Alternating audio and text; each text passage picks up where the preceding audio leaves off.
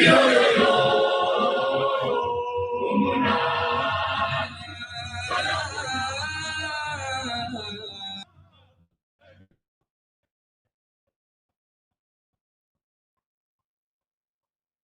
Revolution Radio every Wednesday, 8 p.m. Eastern Time on Studio B for Momentary Zen with host Zen Garcia at freedomslips.com, the People Station.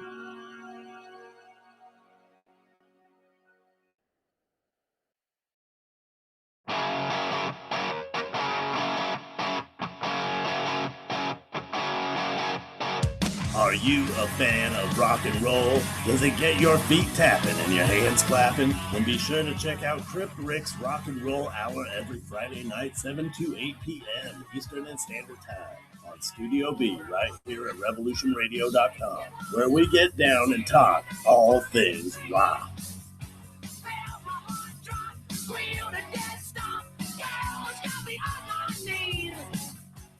This is the People's War. It is our war. We are the fighters. Fight it then. Fight it with all that is in us. And may God defend the right. Warning! Warning! We gotta stop them! They're gonna kill us all! See how the trouble you've started? Be they the government, be they industry, be they organized labor, be they anyone, or human beings. Time when the operation of the machine becomes so odious, makes you so sick at heart that you can't take part. You can't even passively take part. And you've got to put your bodies upon the gears and upon the wheels, upon the levers, by all the apparatus to make it stop. And you've got to indicate to the full runners, to the full owners, that unless you're saying the machine will be prevented from working at all. Radio at freedomslips.com, the #1 listener-supported talk radio station, throwing ourselves upon the gears of the machine. Revolution Radio, where information never sleeps. You called down the thunder, well, now you got it. Right, you tell them I'm coming, and hell's coming with me, you hear? Hell's coming with me. Revolution Radio.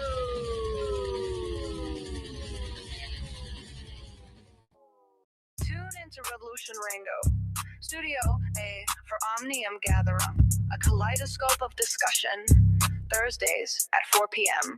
and Saturdays at 10 p.m. only at Revolution Radio.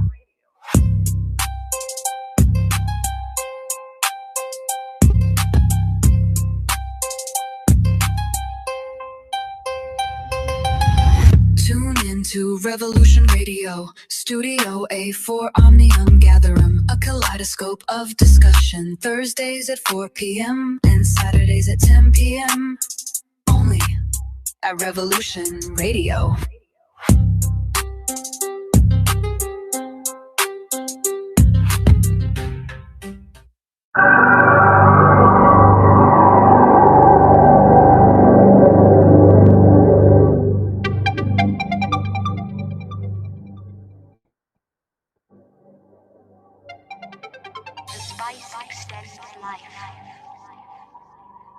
The spice expands consciousness. The spice is vital to space travel.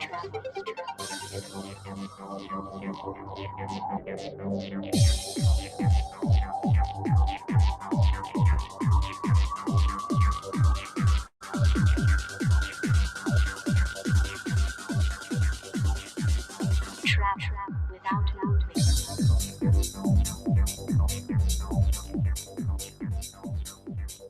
And greetings, Earth Explorers. Welcome to X Squared Radio. I'm your host, Brooks Agnew, coming to you live from an undisclosed location east of the Appalachian Mountains. This is exactly where the past meets the future. And in here, the results are always positive.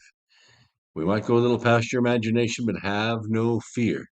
You will be safely traveling with us as we endeavor to treat, cure, and prevent the disease of ignorance. This is the voice of the revolution.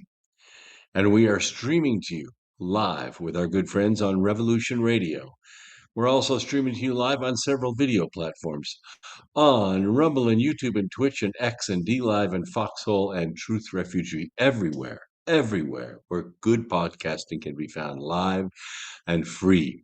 And we are archived automatically on all those platforms. So if you miss a little bit, don't worry about it. You can go back and listen to the whole thing. Our chat room is already filling up. I had one. There's several good questions in here already. I was watching it as it was coming in. JCW was the first one in, and Stanley Mays, Alm 3, Texas. What is that? Oh, okay. Della Meow is here. Let's see, K.O. Kelly. Let's see, 86 Troll is here. Bosk Bernie is here. From New Mexico. Wow, that's good. I didn't even know we had listeners in New Mexico. This is great on YouTube. That's awesome. Very awesome. And let's see. Duck Goer is here. Ann Coates is here. CDC quadruple X. You wanted to ask me how I cured my bad eyesight. I don't think I ever really had bad eyesight, but my eyesight stays good because I take True Niagen. I stopped aging 7 years ago when I started taking True Niagen, and I take it every single day.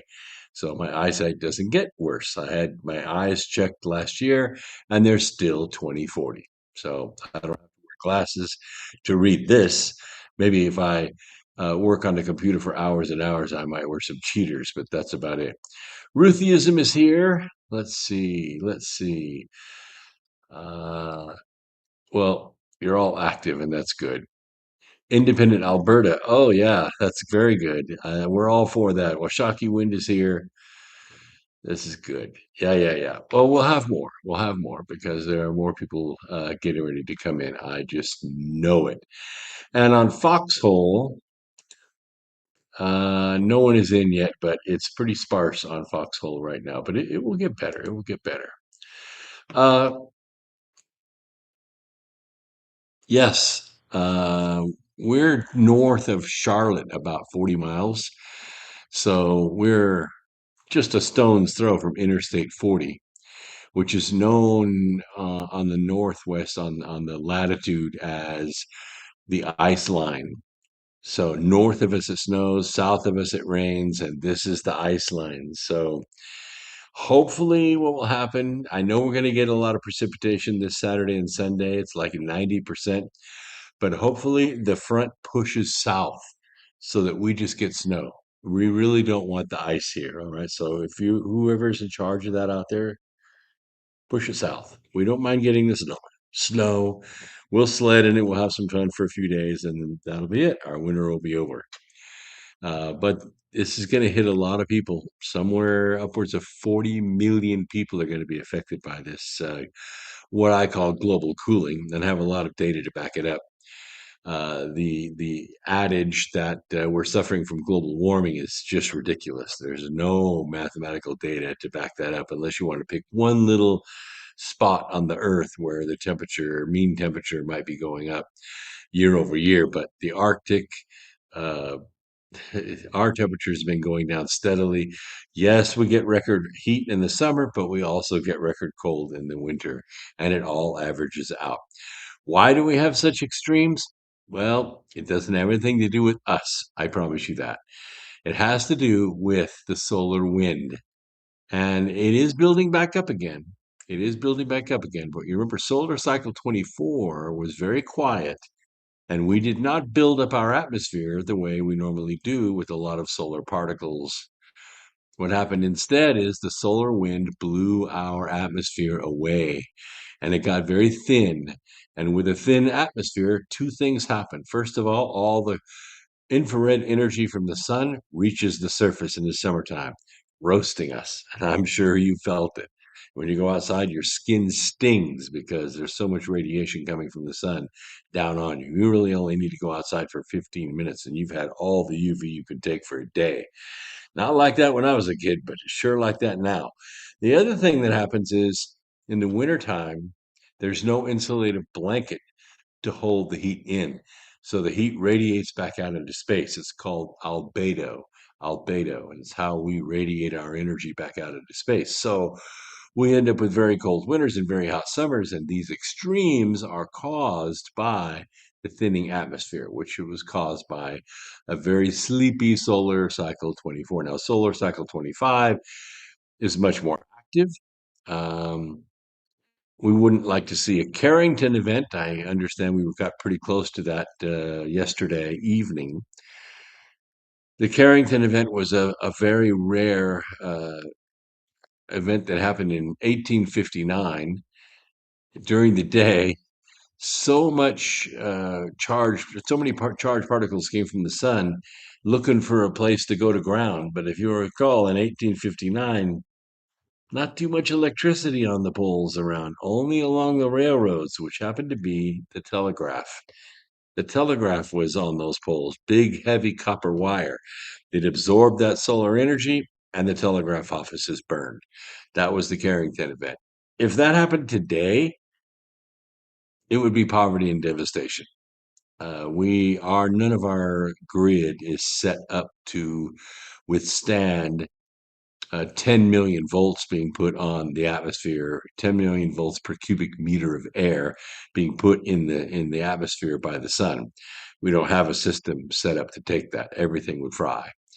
In other words, we would go back to probably 1859 in technology. And it would take us a while to get back because all the factories that have to build the stuff to replace the parts that were destroyed run on electricity. You see the problem, right? Anyway, we missed it again. Even if it happened at night, and we didn't get all the particles in our atmosphere the way we'd normally get if it was a daytime shot on us. So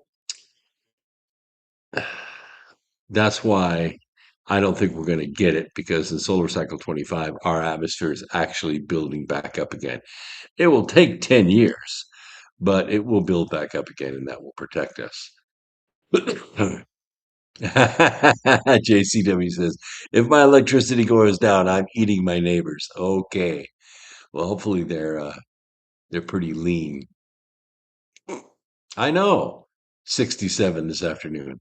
You looked outside today, it was gorgeous, just gorgeous. I mean, looked like it was 70 degrees outside today, but it wasn't. It was in the mid 40s, but still the sunshine is so nice here in North Carolina. Carolina blue skies all day, and it was just cherry. But Friday night it's going to start turning, and Saturday and Sunday 90% chance of precipitation. So I recommend that you take a little extra precautions, because this is going to be one of those storms that they ask you, hey, you remember that storm at 26? Yeah, I remember that storm. That's going to be one of these storms. It's going to be the storm of 26, and you're going to remember it for a while.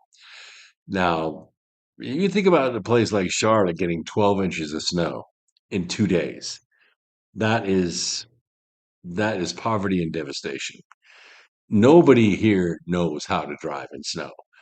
And when we even just say the word snow in the forecast, all the stores are emptied out. I mean, they just go and buy like they're never going to eat again: milk, bread, eggs, and whatever else they get their hands on. What was it during COVID? Oh, it was toilet paper that you couldn't find anywhere. So ridiculous. People are so weird. But you have time. You have time. I went to the grocery today. It was a little more busy than normal, but not the panic. Not the panic. They didn't have like all aisles filled and all registers ringing up back to back to back. You could still get stuff. There's still stuff on the shelves. So I would go tomorrow, get some stuff for about 4 or 5 days. Make sure you have gas in your cars. Make sure you have gas to put in your generator. If you don't have a generator, cross your fingers, because you could lose the food in your freezer. If your freezer goes down for 2 days, you just lost all that food. You should have a generator to at least run your freezers and your refrigerator. You can get by with sweaters and all that stuff when it's cold, but you can't get by when your food thaws out. It will be okay in a semi-defrosted state for about 12 hours, and then you have to refreeze it. If you don't, you better toss it. I know it's terrible, but you need to be prepared for this kind of stuff. Canned goods is great because it's not perishable. It has plenty of liquids. It's not dehydrated. You don't have to add water. Now, here where we are, everybody in this area is on wells, which means everybody has a well pump that runs on electricity, 240, not 120. So that means if your power goes out, it's rare that you have a generator that puts out 240. Most of them put out 110 up to about, say, 5,000 watts. But you can't run that well pump. You don't have any water. So the only water you have is the water in your water heaters and in your toilet tanks. Don't drink from the bowl. What are you, Somali? Look, you can store water in polyester bottles. This is a polyester bottle. PET. Don't store water long term in polyethylene, which is a milk jug, because it will absorb odors from the surrounding. Use polyester. This is the clear, kind of hard plastic that 2-liter drinks come in. Just fill up about 10 of them if you've got them laying around and store them. Not on concrete, up off the floor on a 2x4 or something, and you'll be fine. It's not going to last that long. It's not going to be like Kamchatka. Did you see that storm in Kamchatka? It drifted up to 7 stories deep. Wow. They can't dig out of it. You have to dig through it. And what they're really worried about is the flooding when all that snow melts this spring, because that's their snow removal method in Kamchatka. It's called spring. You don't just plow that out of the way. Okay, let's get down to it. What is it? You don't need to. That's pretty good, JCW. You don't need toilet paper if you have rabbits. Right, right. Yeah, I get that. You could fill up the bathtub, but I don't know. It's pretty hard to keep open top water like that clean. Besides, I don't know very many people that keep their bathtub that clean. I'm not with you on that one. Yes, you can use Ziploc bags. You can use Ziploc bags to store water in. It works just fine. Okay. Yes, you're welcome. Thank you very much. Yeah, the great toilet paper wars of 2020. Yes, where were you in the great toilet paper wars? So we have some interesting stuff going on around the country, around the world, and I want to talk about that a little bit tonight. And of course, get your comments in the chat room. You don't have to leave comments below and like and share and all that bullshit that you get with all the other podcasters.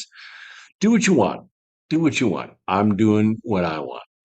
But if you want to make a comment in the chat room, I will have a conversation with you right here live on the air. Okay.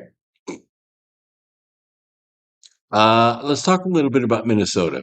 I know there's a lot going on in Minnesota, but there's something that most people are missing here. And the reason most people are missing it is because they listen to the fake stream news. They listen to the propaganda that's recorded and repeated over and over and over again by CNN and MSNBC, and it's just ridiculous. It's ridiculous. So, but here's why you tune into America Free Radio, because we really know what's going on. We know how to get to the core of it, cut to the chase, and give you an insight that the other news media is not going to give you. What we have going on in Minnesota is what we call nullification. Now we have to go back a ways. You might have to recall some of that high school civics classes that you had. But the videos coming out of Minnesota, and most of the videos are not done by the news media, they're done by amateurs with these. Immigration and customs enforcement officers have warrants. They know who they're going to go after. They're trying to find these people. They're trying to find rapists and murderers and people that have been in jail and they were released from jail. They know they're in the area and they're going to try to track them down and get them out of this country. But the issue is that they're having to fight off very aggressive, very well organized, professional activists. Some of them are from Antifa, but I think others are just professional recruits that are brought in, taught to go after the ICE agents and do terrible things. Who are they taught by? Well, They're not just taught, they're encouraged. And it is the result of a Democrat strategy that amounts to nullification. So, what is nullification? Where did it come from? What does it mean? Why is it so bad that we're going through this right now? Nullification, in the historical sense, what we're talking about in the United States of America, was like the nullification crisis, which is a little bit like the toilet paper crisis of 2020. But the nullification crisis of 1832, this is before the Civil War, almost 30 years before. This is how long it was before, and how serious the tensions are, how deep they go, and how violent they become. South Carolina was among many states that had congressmen and senators that were making speeches in Washington, D.C., to try to get out from under what is known as the tariffs of abomination. These are heavy taxes that are placed on specific states. They didn't really affect the northern states, mostly affected the southern states. And the laws were written and passed by the populous states, which at the time of the Civil War, there were 20 states. 7 of them were in the north, but they had most of the population. So it's a little like the blue cities that we have today. You don't see blue states. There's no such thing, but you do see blue cities. And the blue cities are so large, they're so full of corruption and graft and grifting that they control the state. One city, like Chicago is Illinois, LA, San Francisco, that's California. New York City is New York. It just St. Louis is Missouri. Okay, you could go almost state by state and look at these blue cities, Salem and Portland. They control the entire state of Oregon, the entire state. Ranchers that have been there for over 150 years, they're powerless. They can't do anything because the communists in Portland and Salem, they're the ones that control the whole state because they have the population. They suck the population to themselves because they feed them with free food and benefits. And so the freeloaders go there, make up the population, and that's exactly what happened in 1832. So those tariffs stayed in place, and it did not matter what speeches were given. And believe me, there were some very, very famous orators in those days that took the floor of the House and slammed their fist on the podium and made these impassioned speeches, but they fell on deaf ears. They fell on deaf ears of the 7 states of the North, and that was it. They weren't listening to nothing. And so the South said, okay, that's fine. I'll tell you what, South Carolina is going to secede from the Union. Now, in all of the South, there was only one parcel of land that was occupied by the Union, and that was Fort Sumter. And so what South Carolina did is they ordered up their troops and they bombarded the crap out of that place all night long and ordered those troops to march out of there and leave. Well, in all that bombardment, 0 soldiers were injured. No one was killed, no one was injured. They bombed the crap out of that place, but nobody was injured. And so the next day, the commander of that facility, the Union commander of that facility, decided to have a 100 cannon salute, and then they would leave. They would march out of there. Well, they got to number 49, and they had a cannon accident, which is kind of easy to do when you got kegs of gunpowder laying around and you're shooting off cannons. But somebody was killed. And so they said, okay, well, we'll make it 50. Let's just round it off to 50. So they fired the 50th round.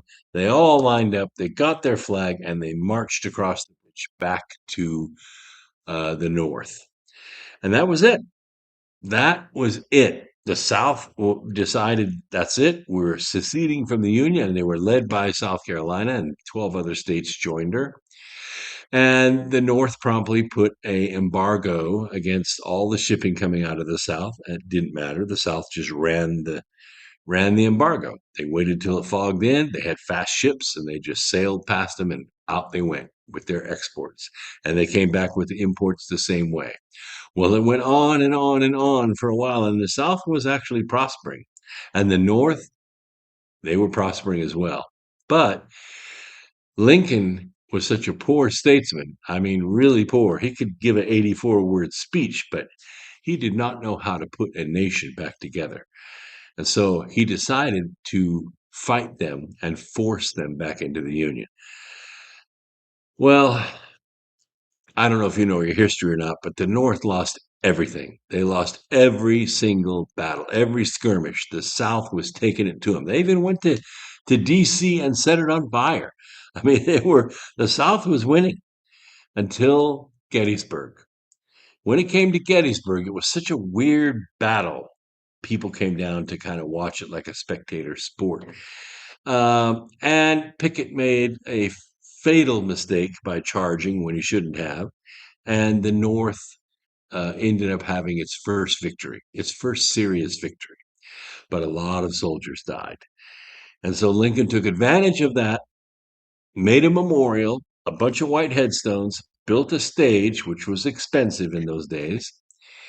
And he made his famous 84-word speech, 7 years ago, blah, blah, blah, blah. Anyway, what happened was Lincoln secured the investors that he needed to fight his war, and he sent Sherman to burn the South to the ground, which is exactly what he did. Raping, pillaging, burning, salting wells, burning fields, killing animals. He killed everything in his path and then burnt Atlanta to the ground. That was the Civil War. But it all came about because laws that were passed by the North reached the South, because these are federal laws that reach the South, and the South said, no, those laws have no effect here. We're going to nullify those. If those laws don't work in our state, we're not going to obey them. We're going to fight back against them. And that's the term nullification. The crisis started in 1832 and it ended up in the Civil War. So this is how civil wars begin. President Andrew Jackson threatened to send the U.S. Army to enforce the federal law. And what the Democrats of South Carolina did back then, essentially what the Democrats are doing in Minnesota right now, today. And they did it yesterday. They're fomenting a 21st century nullification crisis by making it nearly impossible to enforce federal immigration law in the territory under federal jurisdiction, which would be the state of Minnesota. Now, President Trump has prepared 1,500 active duty troops. We're not talking about reserves. We're talking about regular duty. This is I believe, the 11th Airborne out of Alaska. So they're prepared for cold weather deployment, and they know how to work. They know how to follow orders, and they're ready to go. We're ready to go at a moment's notice to Minnesota. All President Trump has to do is invoke the Insurrection Act, and it's done. It's done. Those troops will go in, and that will be the end of the protesters. No, they're not going to kill them, but they will incarcerate them and arrest them. And it is well within the rights of the president, because we have historical precedent to back it up many times, to respond in the same vein as Jackson did to what amounts to a nullification crisis. And it's all done by Tampon Tim and Mayor Fry. Now, Tampon Tim and Mayor Fry have both been subpoenaed to testify. One of two things can happen here, or let's say one of three things will happen here. First, they could say, screw you and your subpoena, we ain't coming. In which case, they'll be found in contempt of Congress. They'll be arrested by the sergeant at arms, and they'll be put in jail. Same as Steve Bannon, same as Peter Navarro. That's exactly what will happen to the president. Now, whether that will more highly motivate the nullification crisis or not remains to be seen. But the second thing that can happen is they could show up for the subpoena and they could take the fifth. They could just refuse to testify. They come, but they take the fifth. They can't be compelled to incriminate themselves. And so they just take the fifth, just like Hillary Clinton did. I don't recall. Or the third is that they could come and they could testify and they perjure themselves. They perjure themselves, they're arrested for perjury, and this whole thing can blow up like you cannot imagine. We don't realize where we're going until you see where we've been in the past. So the whole point of so-called sanctuary laws is to make it difficult or impossible to enforce federal immigration laws, to nullify them. That's illegal. That's why Trump said no more money to sanctuary cities. I'm sorry, you're just not going to get any federal funds until you stop this nonsense. Sanctuary policies like the one operating in Minneapolis and many of the other blue cities around the country, they're also sanctuary cities, which basically means if you're an immigrant, legal or otherwise, in this city, and you get arrested for a crime, like let's say breaking and entering, or car theft, carjacking, or drug dealing, or sexual assault, or something, you get arrested, and you serve your 30, 60, 90, 120 days, or 11 months, 29 days, and you get out. Normally what happens, what the law says, is ICE comes. ICE comes to the prison. And when you're released from prison, you're put in their care and out of the country you go. That's the way the immigration policies are written. That's what's supposed to happen. If you're an ex-con in this country and you're an illegal immigrant, you're going to be deported. Even if you're a naturalized citizen or here on a green card, if you go to prison and you get out, we're not going to leave you here in this country. You're going home. And what sanctuary cities do is they interrupt that process.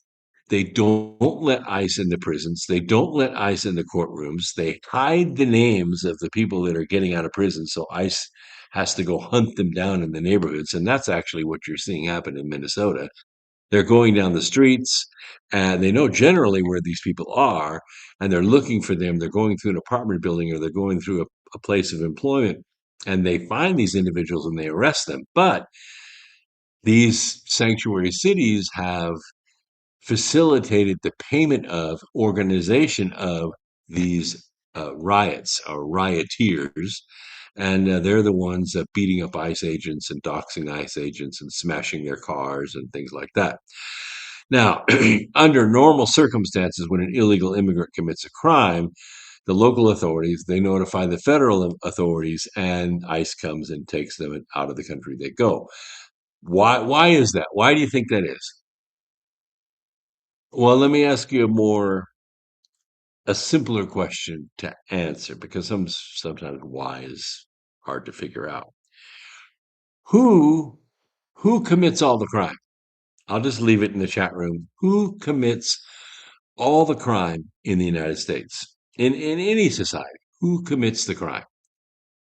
I'll just let the chat room catch up with me right there. And while you're doing that, we'll talk a little bit. If we want to protect society, which is the whole reason why we have a justice system in the first place, this is why Article 3 of the Constitution is set up the way it is. Congress, well, you have a Supreme Court, but they can't go everywhere. They can't see everything. So Congress creates a court. No.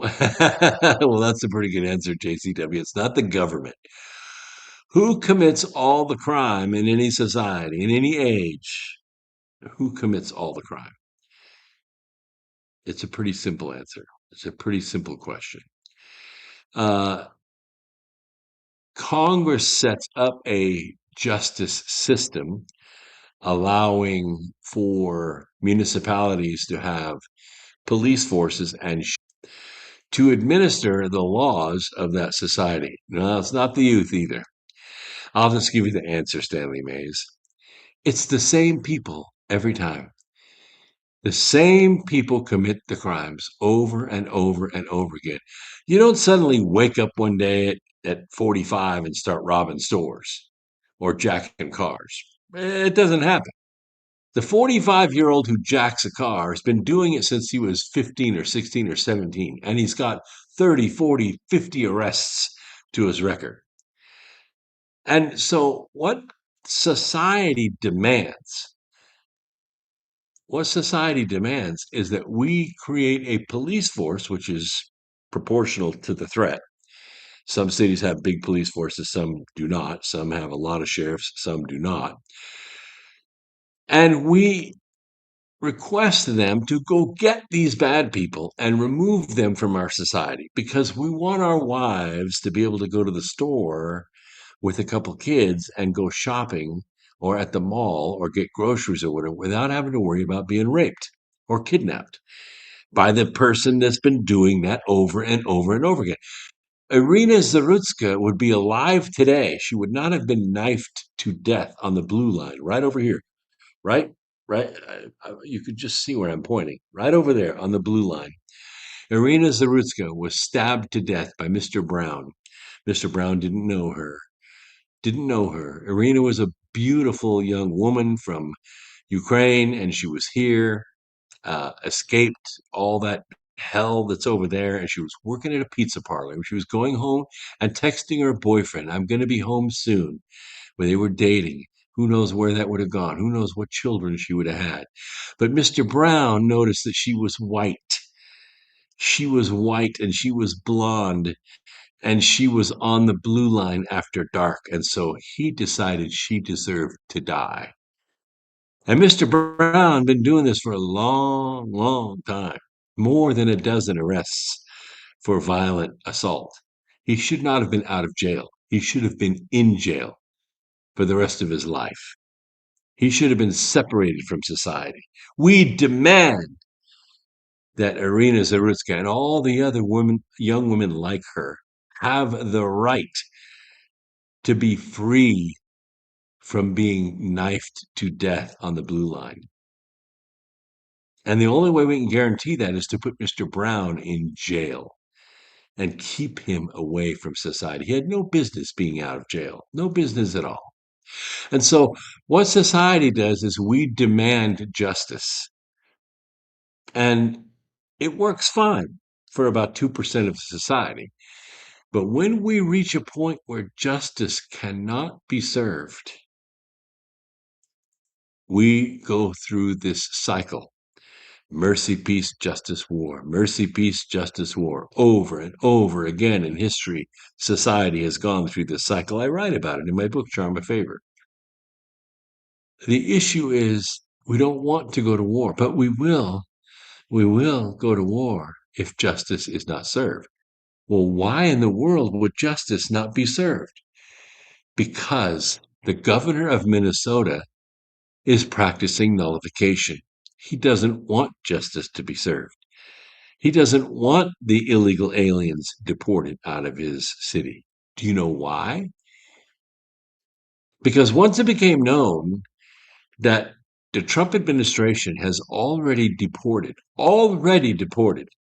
north of 800,000 registered Democrat voters. You think about that and where those are located. They're almost all located in these blue cities, which is exactly where they need the votes. They need to win these blue cities in order to keep their policies going, in order to step on the necks of Minnesotans and say, you have no voice here. This is not your state anymore. This is our state. Well, they're able to do that because there's no justice. There's no justice. In the places where Democrat lawmakers have created these sanctuary jurisdictions, local law enforcement is forbidden from cooperating with federal immigration enforcement.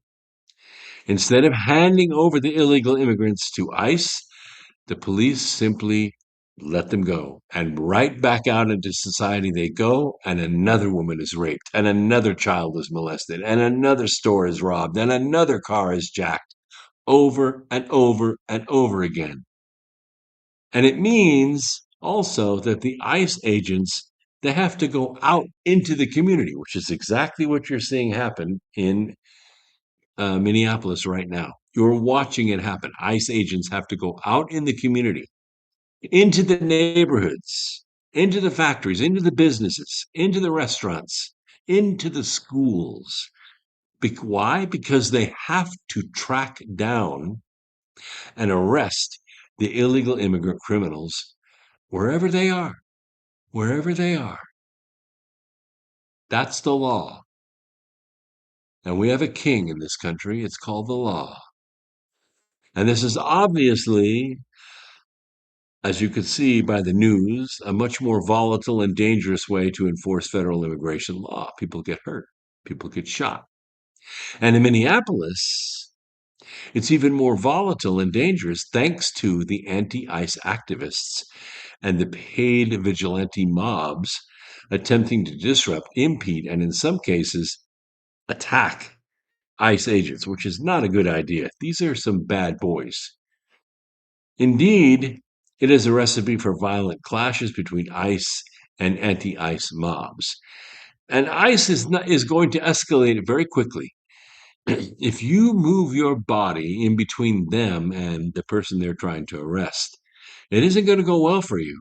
You're going to be pepper sprayed. If that doesn't work, you're going to be slammed on the ground, face down. You're going to be handcuffed and you're going to be arrested. Now you might think, oh, it's wonderful. I'm going to get arrested. I'm going to slow them down. I'm going to choke the system.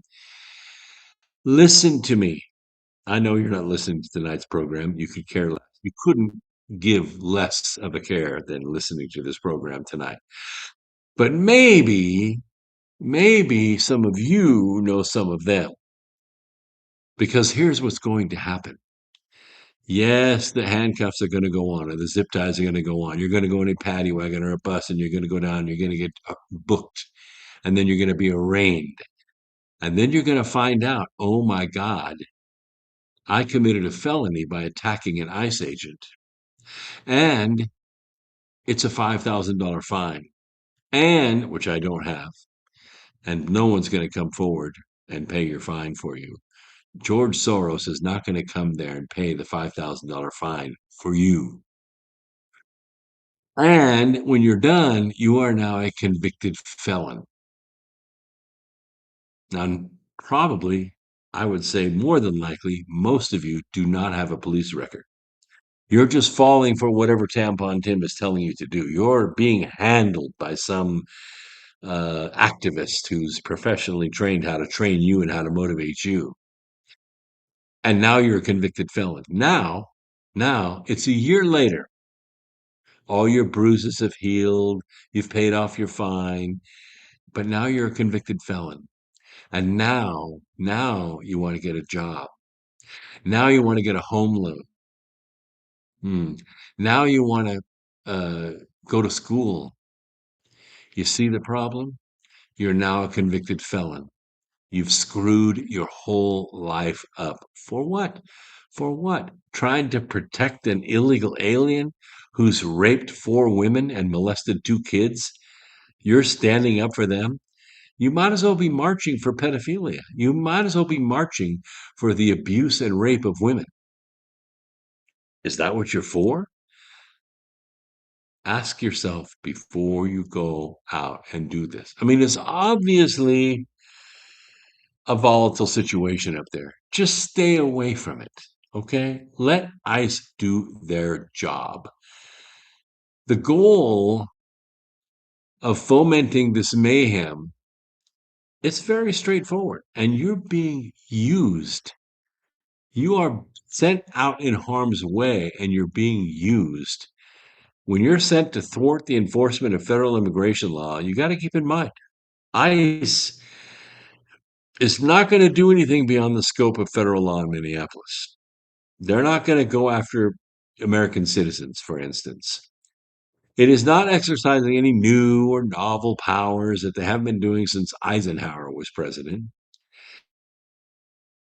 Bovino, the Border Patrol commander in charge in Minneapolis, said at a press conference this week, the operations and tactics of Border Patrol and ICE agents in the city are born out of necessity, but are nevertheless legal, ethical, and moral. The operations are lawful and they're targeted. They don't just go in looking for brown people. And whoever's saying that out there is a racist piece of shit. They're focused on individuals who pose a serious threat to the community. They have their pictures, they have their names, they have their records. They know what they've done because they've been previously arrested and released by the Minneapolis police. They're not random and they're not political. The necessity Bovino refers to is that which has arisen as a direct result of Democrat sanctuary policies. Ordinarily, we wouldn't see the public at all. We wouldn't see the public at all. We go right to the prison and we would pick them up. Visible ICE operations now underway in Minneapolis and other sanctuary cities are simply there because the criminal illegal aliens are there. The would normally be transferred into federal custody, nice and quiet, behind a chain link fence. But instead, that doesn't happen. They have to go out on Main Street and get them. And that's why you're seeing ICE agents on the streets. And, it drives people crazy when famous people like Billie Eilish go out there and say, well, I'm against ICE because they're arresting my neighbors. Really? Really, Billie? You have rapists and murderers and carjackers and drug dealers and child molesters as neighbors? Really? Do you see how stupid you sound? Of course, you're stupid anyway, but I've listened to all her songs, all of them. I'm sorry, I'm not an 11-year-old girl. I'm not into it at all. But that's not what's happening. Because Democrats don't like federal immigration laws. Why? Because they need the voters. And they're panicking. They're panicking. The 26 midterms are coming up, and they need those 800,000 voters. You got to bring them back. We need those registered Democrat voters. I mean, Chuck Schumer has said it himself. Since they don't have the political power to change them, they have decided, like Democrats in South Carolina in the 1830s, to simply declare that these federal laws are null and void in their territory. And that's why President Trump is going to invoke the Insurrection Act, because it is insurrection. It, of course, creates a very dangerous situation. 1860 was a very dangerous situation. In President Jackson's time, it nearly led to armed conflict between the states and the federal government in open civil war. And it did happen under Lincoln's watch. The idea that a state could simply say, screw you, ICE, get out. You've done enough damage. Get out of our city. Gee, Mayor Fry, did you say that? Yes, you did. Yes, you did. And, federal law was a constitutional theory cooked up by Vice President John C. Calhoun, who infamously despised both the Declaration of Independence and the Constitution, which I'm sure Tampon Tim does as well, and whose theories would sow the seeds of the Civil War just 30 years later, which, by the way, was the bloodiest war the U.S. has ever had. Over 1 million Americans died. 1 million! 1 million Americans dead on both sides. Total, not 1 million on each side. But for his part, Jackson felt strongly that states had no such power to nullify federal law. In 1830, he famously replied to a visitor from South Carolina who asked if he had any message for those in the state. Yes, I have, he said. Please give my compliments to my friends in your state and say to them that if a single drop of blood shall be shed there in opposition to the laws of the United States, I will hang the first man I can lay my hand on engaged in such treasonable conduct. upon the first tree I can reach. Seriously, what do you think would happen if President Trump said that?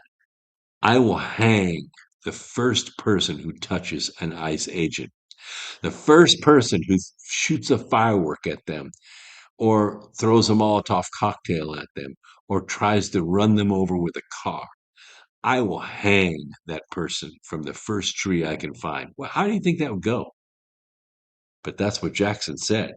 And 2 years later, he put the same idea, little less dramatic form, uh, in his proclamation to the people of South Carolina. He said, and I quote, I consider then the power to annul a law of the United States assumed by one state incompatible with the existence of the Union, contradicted expressly by the letter of the Constitution, unauthorized by its spirit, inconsistent with every principle on which it was founded, and destructive of the great object for which it was formed.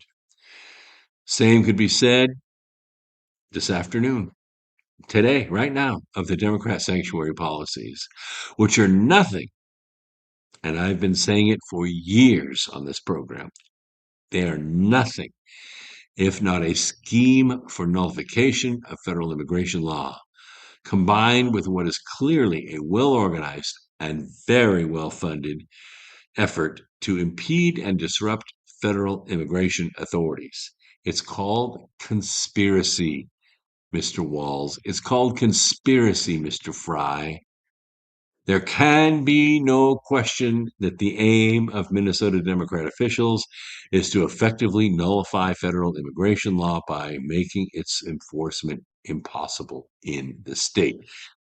And I would say it's that way pretty much in every blue city around the country. That's why President Trump has stopped all federal funding to sanctuary cities. Understood in that light, the Trump administration was entirely justified to issue grand jury subpoenas this week to top Minnesota Democrat officials, including Tampon Tim and Mayor Fry. And Minnesota Attorney General Keith Ellison is going as well. And at this point, there's good reason to believe that these officials have been obstructing federal law enforcement in the state. Obstruction is a federal crime. It is a felony. Instead of changing federal immigration law they dislike, they're just attempting to effectively nullify it. That is an act of insurrection. Just as Jackson said, just as Andrew Jackson said, it's treasonous.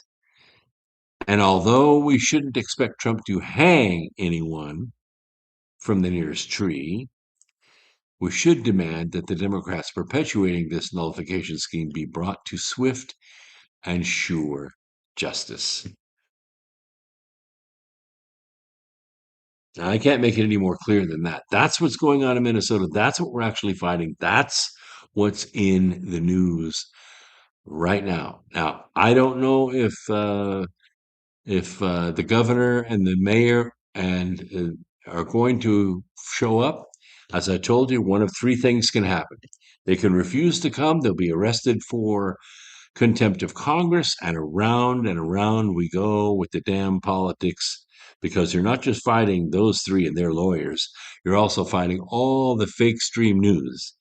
Not here at America Free Radio, of course, but everywhere else you'll be fighting them. The second thing that could happen is they could show up, but they could claim the Fifth Amendment. I don't know. I refuse to answer. I'm not going to incriminate myself. Go to hell, blah, blah, blah. More nullification, more nullification, more nullification. And the third thing that can happen is they can actually open their mouths and perjure themselves. There is no defense for what they're doing. None. The lawyers have an open and shut case. They have the evidence. They have the recordings. They have the videos. They have the records. They have the money. They know have it all. And when those come, the grand jury is probably going to move to indict. And when they indict, they're going to go on trial. And if they go on trial, they're going to be convicted.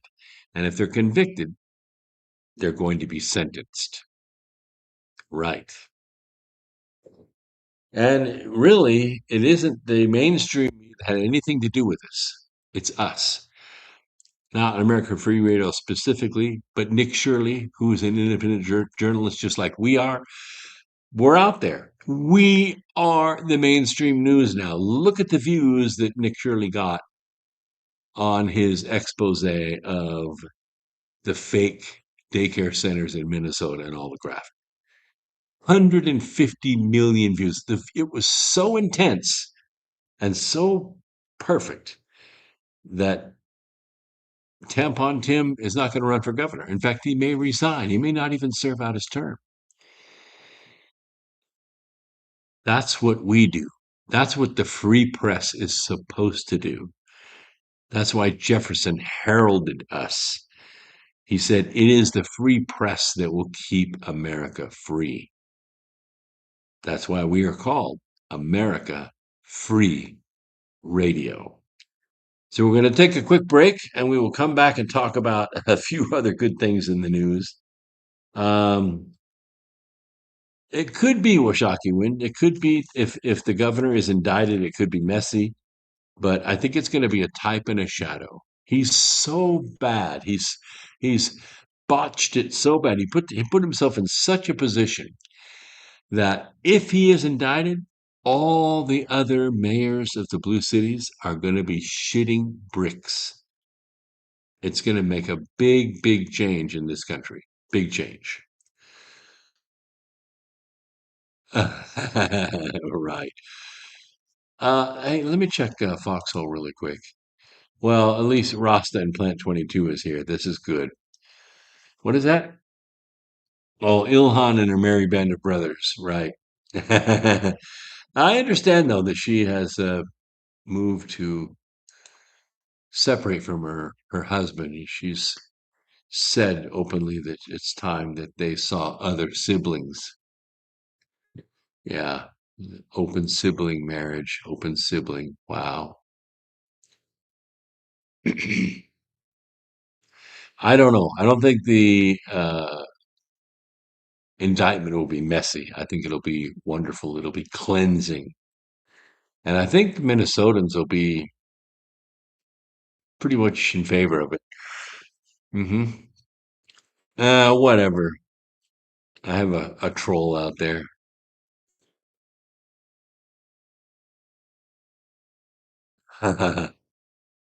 Well, it's going to be an amazing year, 2026, if we can get through this snowstorm of 26. Where were you in 26? We'll be back after this. Don't go away. More America Free Radio right after these messages.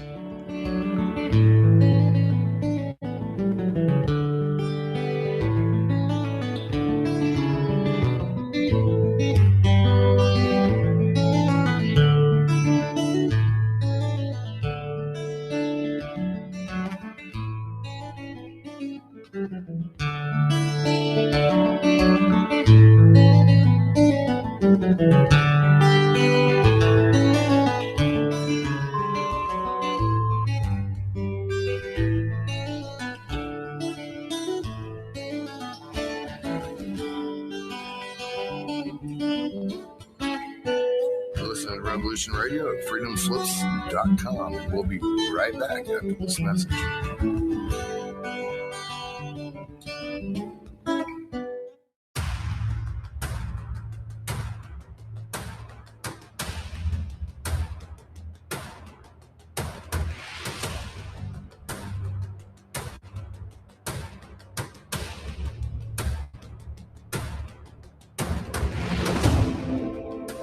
Tune in to the Family Industrial Complex podcast here on Revolution Radio, Studio B, every Wednesday, 4 to 6 p.m. Eastern Time. Get fit, empowered, physically, mentally, and spiritually.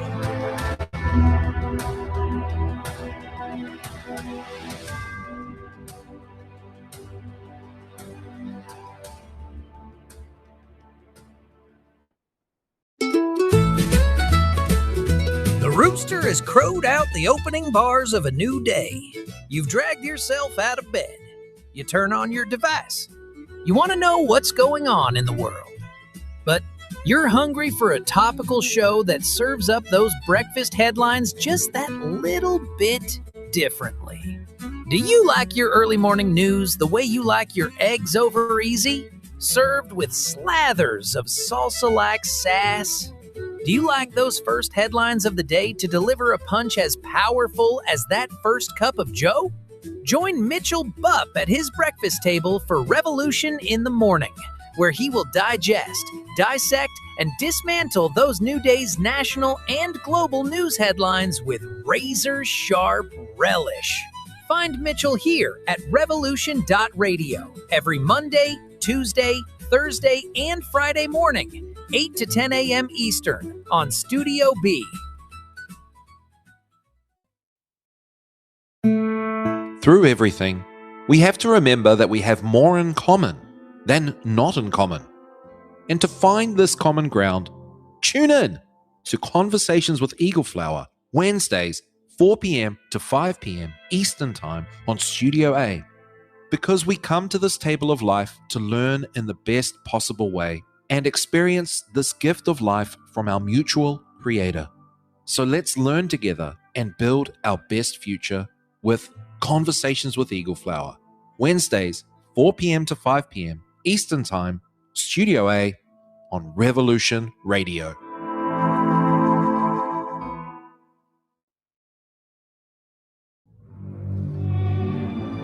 I will defend myself against their tyranny. Number 3 is my radio broadcast. I'm squarely in front of the public all the time, and they all know what's going on. For we are opposed around the world by a monolithic and ruthless conspiracy that relies primarily on covert means for expanding its sphere of influence. Hello, my name is John Wayne, and I do a broadcast here at freedomslips.com, revolution.radio, called The Unequivocal Truth, DEFCON 1. Freedom and fear are at war. And folks, I assure you, we are in Defense Commission 1. As we journey perilously through this paradigm that we currently reside in, and I ask that you join me every Saturday, 8 to 10 p.m. Eastern Standard Time for The Unequivocal Truth, DEFCON 1. We'll never surrender.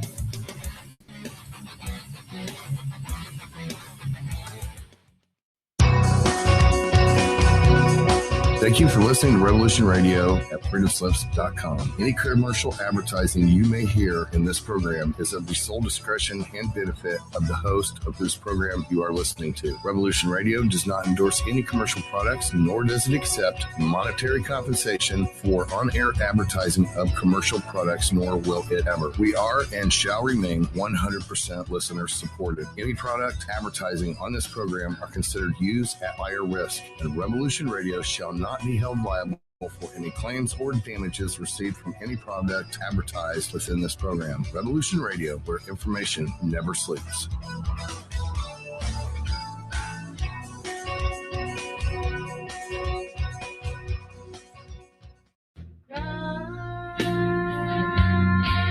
Thanks for hanging in there while we took that short break. Now back to America Free Radio with host Brooks Agnew here at Revolution Radio.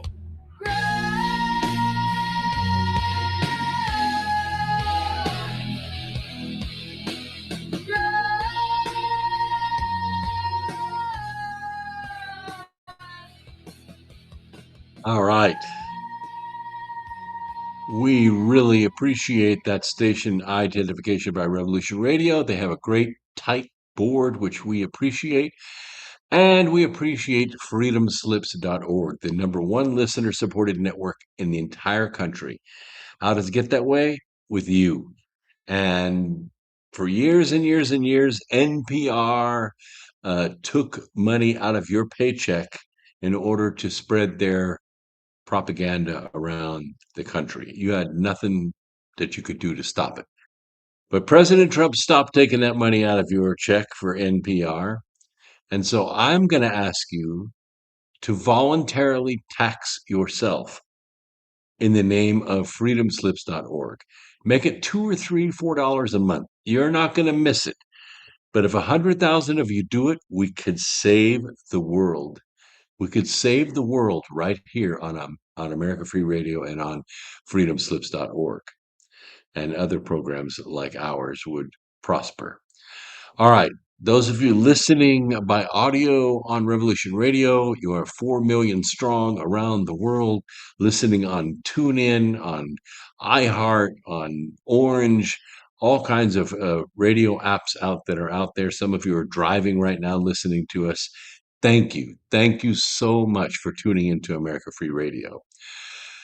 I want you to listen very closely, and those of you that are watching by video, on one of the many streaming platforms that we're on right now, it's easy for you because what we're going to do is go to my website at brooksagnew.com, brooksagnew.com. We're just going to click on this button and go there. You'll know you're in the right place because it'll say, I'm Brooks Agnew. There's my picture. It doesn't get any more clear than that. There are 2 blue buttons on the cover.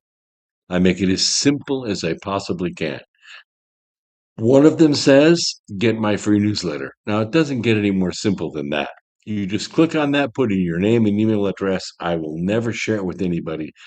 But twice a week, I'm going to send you a newsletter that has a clip to tonight's program so that you can listen to the program at your leisure if you missed part of it. And it'll have some links to other goodies. And one of those is Ivan and fenbendazole with no prescription. If you click on this button, it's going to take you directly to a page inside my website where you can buy ivermectin and fenbendazole for yourself without a prescription. We will ship it directly to you, and we're trying to get that down to 7 days.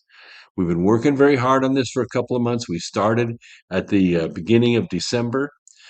We're almost there. We got a couple of back orders that got delayed because of weather, believe it or not, flooding in California, and the holidays. But very soon, we're going to have a full stock, and we're going to be able to deliver your orders within 7 days. So if you order on a Monday, you'll get it the following Monday.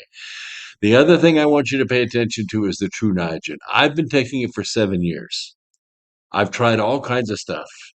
This is the only one that consistently works to raise your NAD level in your body. It does it naturally. They synthesize the compounds from milk, so it's not any, fancy synthetic chemicals. But what happens is your body ends up building up its own mitochondria and a compound known as NAD. You make it in great quantities when you're young, but at about 45, you stop making it in great quantities. And so your skin begins to wrinkle, your eyesight goes bad, your stamina drops, you age. You just age. So I started taking it in 2018, and I have not aged in 7 years. I'm living proof that it works. And all my friends that begin on True Niagen, they keep taking it for life. And I promise you'll notice a huge difference. The other thing I want you to pay attention to is right now we're linked to ZEMA. I call it ZMA, zinc, magnesium, and B6. This is what you need to take with the ivermectin and the fenbendazole. The zinc preps your cell walls to allow the antiparasitics to get in there and kick these parasites out of your system. What does it do? Well, I can't tell you that on the radio because we're on YouTube right now, but you already know what it does. You just need to know where to get it. And if you know about it, you need to tell your friends about it because that's how we're saving lives. That's my mission, to save lives. We're doing this at wholesale, so you don't have to pay a super high price. We just discounted the ivermectin 8% because it falls in line a little bit more with my mission. I noticed that we're not including 100 tablets in this. It's only 60 tablets. So we lowered the price in order to make it more cost effective for you. We're all about the affordability here. And there are other great products here that you can take advantage of. All right. I also want to show you elsewhere in the shop because a lot of you don't even know that I'm an author. I have 13 books in print.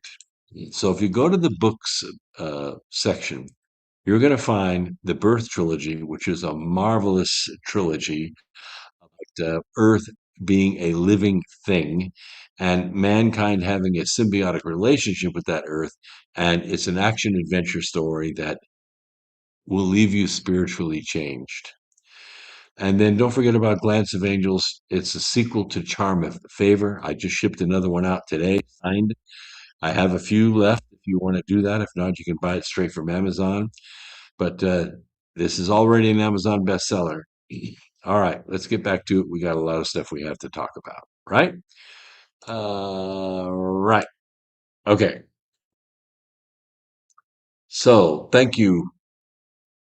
Thank you, K.O. Kelly. The Birth Trilogy is great. I want to try to turn it into a TV series because I think it would make a great 3 or 4 season TV series. I think it would be just as good as anything that's out there right now.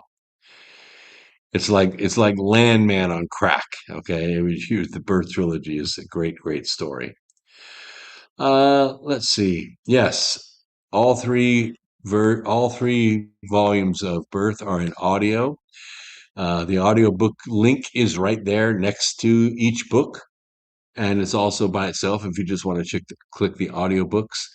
I could not afford a professional, so I am the voice. And if you are not a great reader, don't worry about it. I read it for you. And they're very reasonable. Like if you go to Audible, it's something like $21.95 for an audiobook. But if you get it from me, it's only $8.95. So, and it's the same exact recording. So come on, people. I promise you'll like it. Let's see. So I want to talk about Lisa Cook. This is something you probably don't even care about, but it's important because the Supreme Court's getting ready to make a very important decision, probably in February.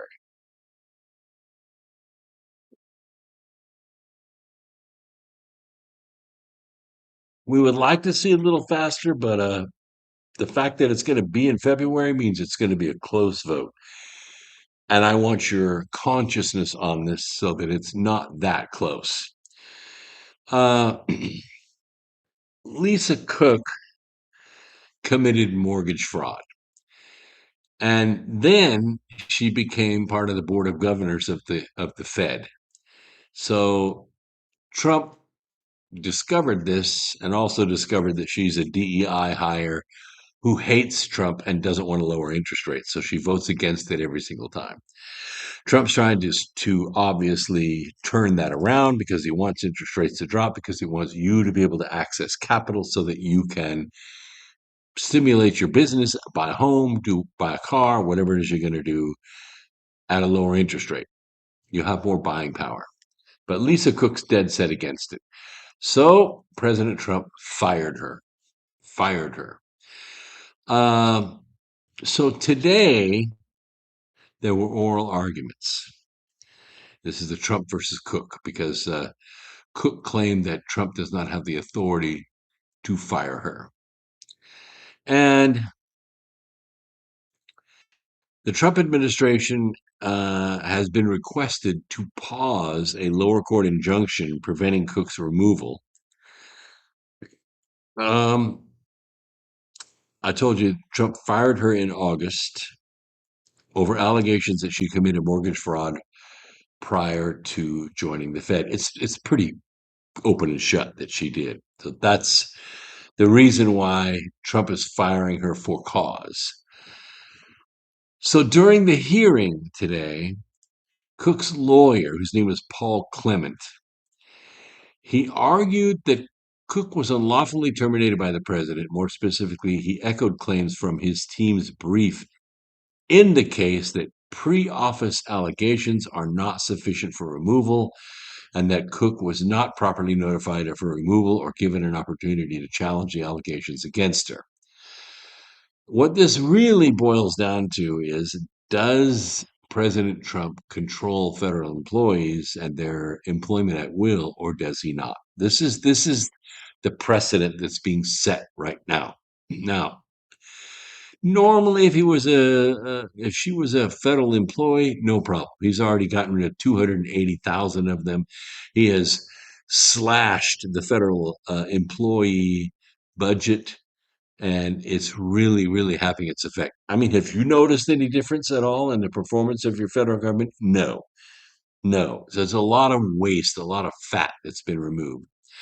So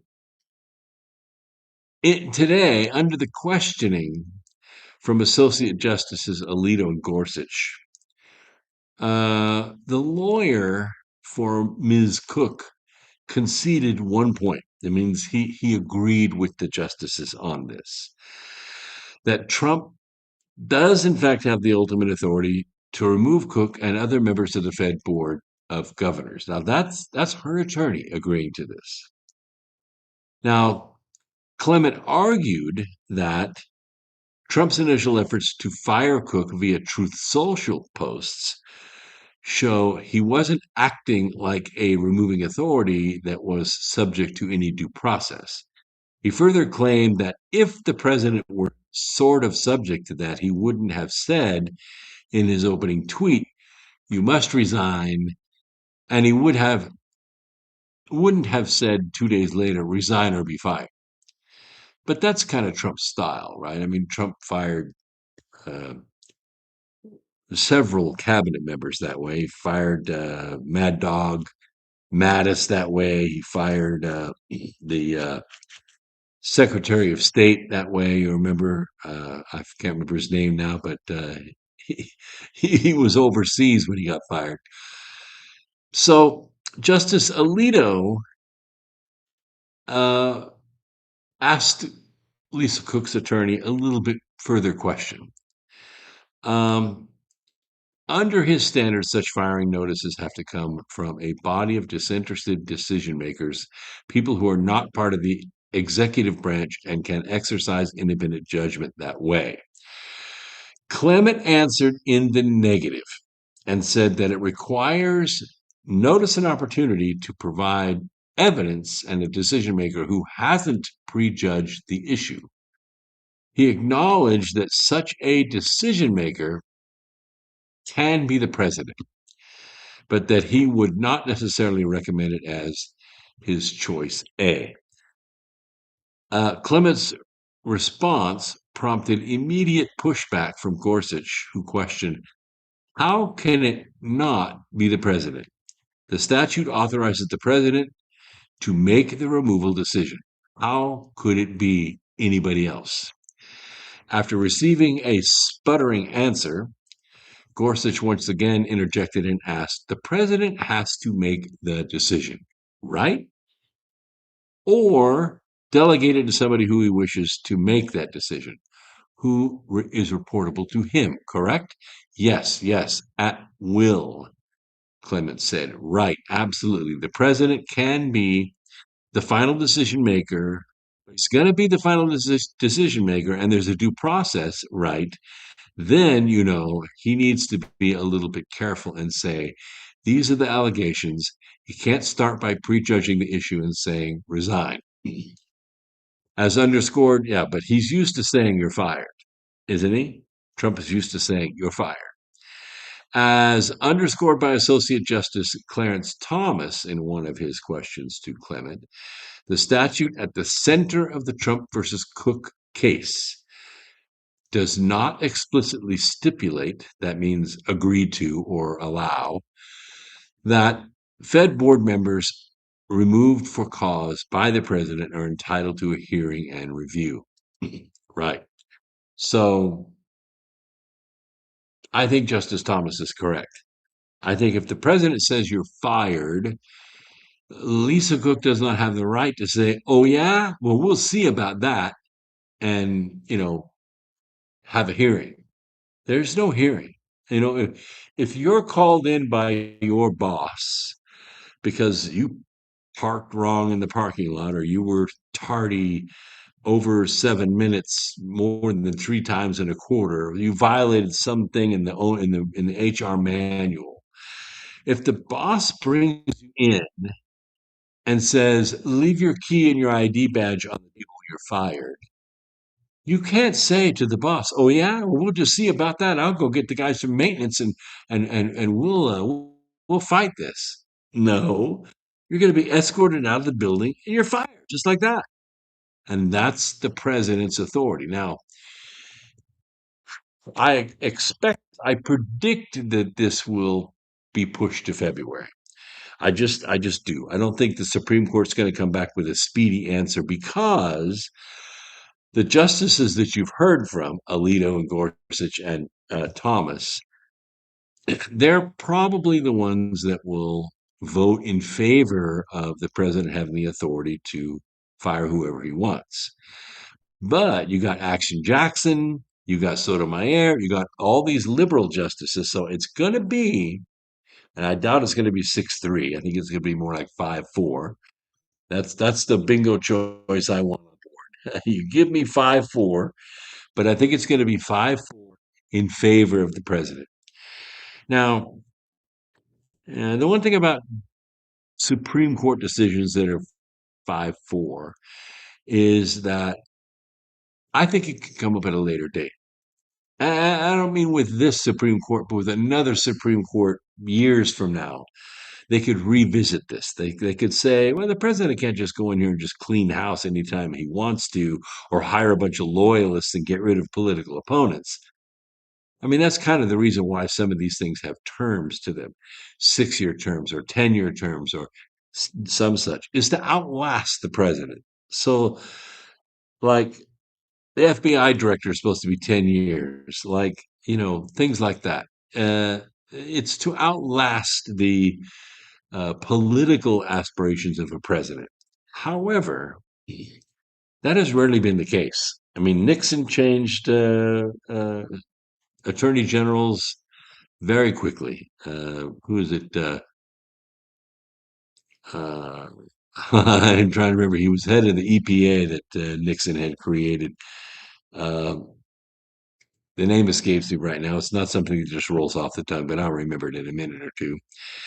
The president has the executive power, and that's what makes ultimately the United States so tricky.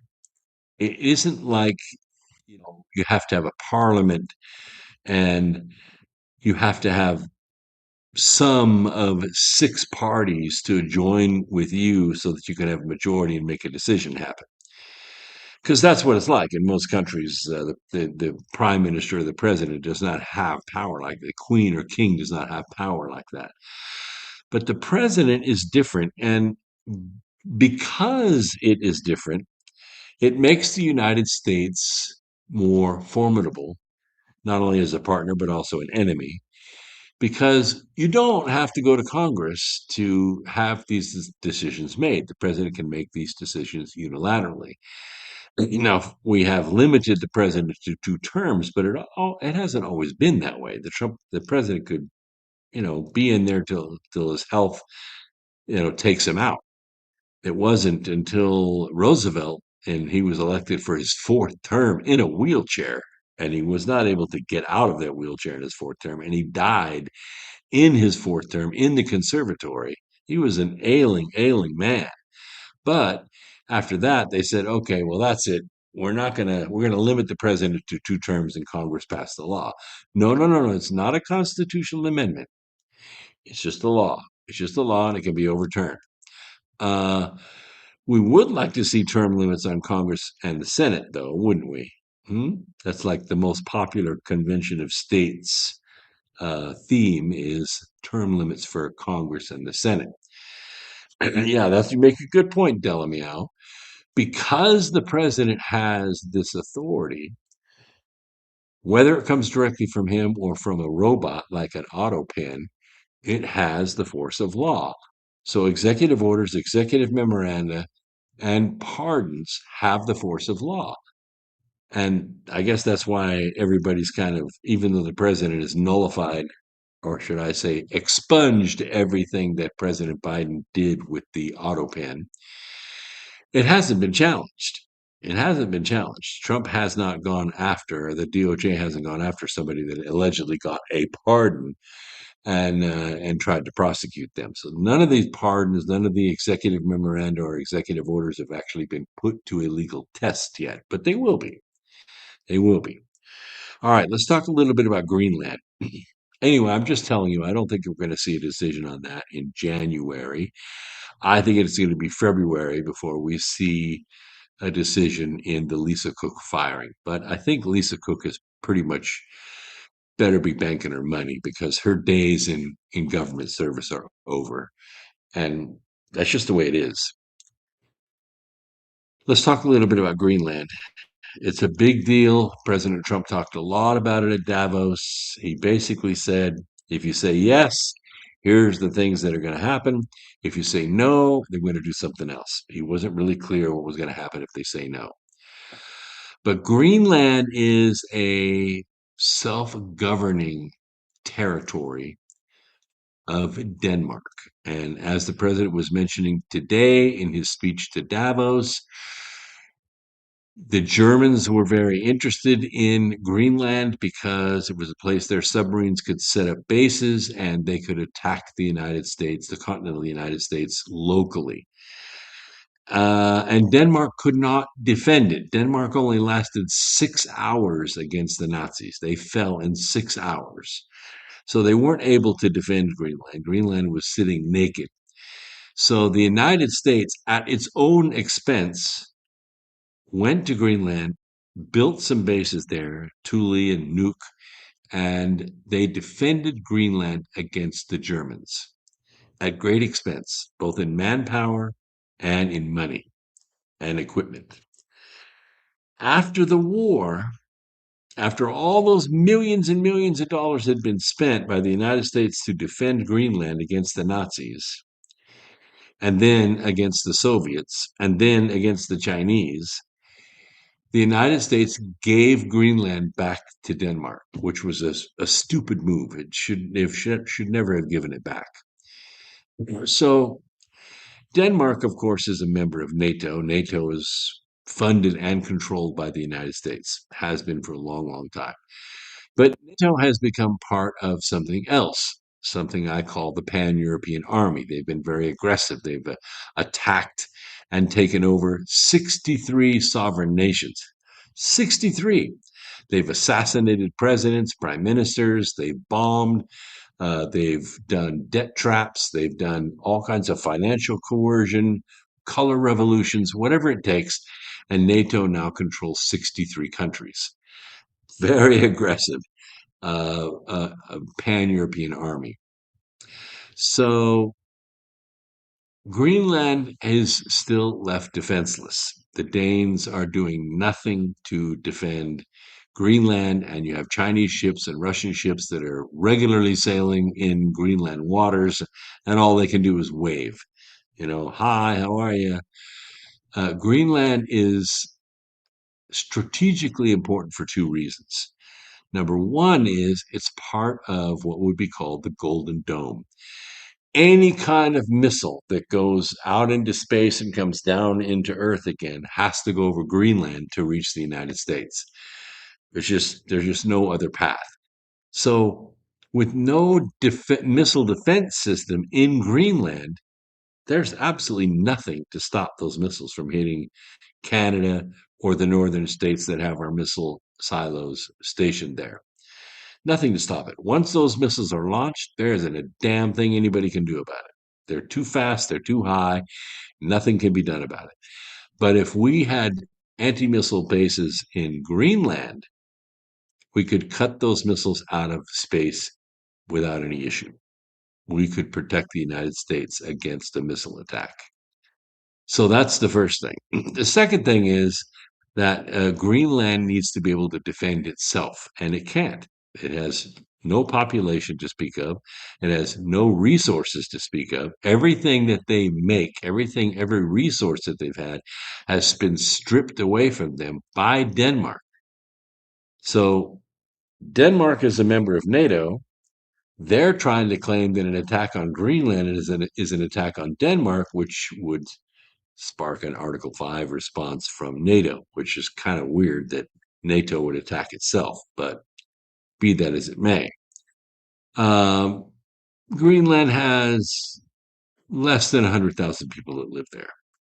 There are no roads. If you want to get from one town to another, you have to take a boat or a plane. It's just not possible to get around on Greenland.